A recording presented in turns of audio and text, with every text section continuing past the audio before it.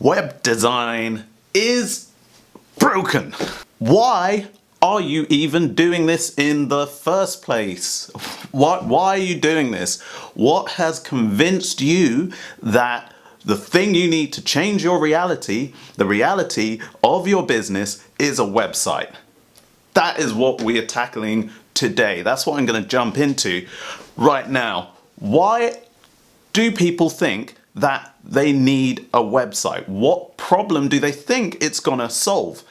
Stupid question, but no such thing as stupid questions. Here's where it starts. Next to De Beer and maybe Coca-Cola, actually let's add in Apple to that as well. The web design industry has done a remarkable job at convincing people that they absolutely 100% and definitely, if you're running a business, you need a website. I mean, I've talked to people that have said, well, you know what, Aaron? If you don't have a website, you don't have a business. Oh, I'm sorry, because back in the 70s, there were no businesses.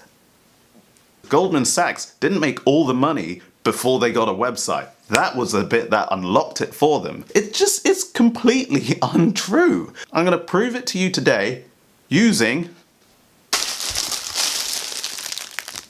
cake. Your business is a cake. Stay with me. Your business is a cake. What is a cake? In this case, lightly fruited. A cake is made out of ingredients, like your business is made out of ingredients.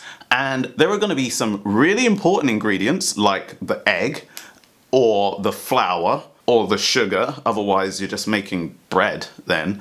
But there are going to be some really important ingredients that will form the foundation of your business. Now, depending on the type of business that you're running, you might need, the website might be the egg, you know, it might be the flour. I mean, if you're Amazon or if you Google, then your website is kind of the egg, the flour, and whatever else goes into cake. It does go into cake. God. Egg white, 12% sultanas, palm oil, humectant? Who, don't know if you can see that. Humectant. Someone tell me, what is humectant? Why is it in my cake? Your website might be the egg, it might be the flour. The website is, maybe it's the light fruit that brings all of those other ingredients together. You've got certain capabilities, base capabilities within your business, and the website is another ingredient to add to that to make the overall cake better. But you've got to figure out what ingredient it's going to be.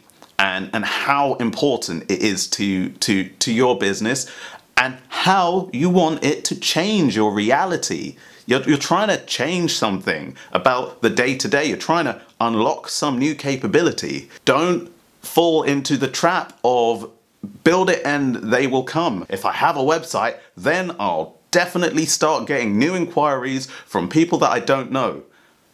Completely wrong. It's not a case of build it and they will come. It's build it and then make it useful to people and then promote it. There is a shortcut to that. Start opening your wallet and saying, here Google, have my money. If you're not entirely 100% sure about how you want this website to change your business, then don't bet the farm on it. Like, don't even bet the allotment.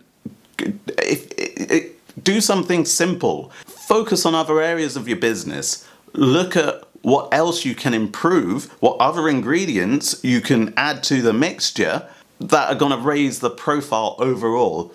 What I'm really saying is take a finger and stick it into the big gooey mixture bowl of your business, give it a taste, and then think, what else can we put in? How else can we make it better? My name is Aaron Taylor. I'm helping you make better decisions and have better conversations when you're buying a website. Till next time. Humectant. Silly name anyway.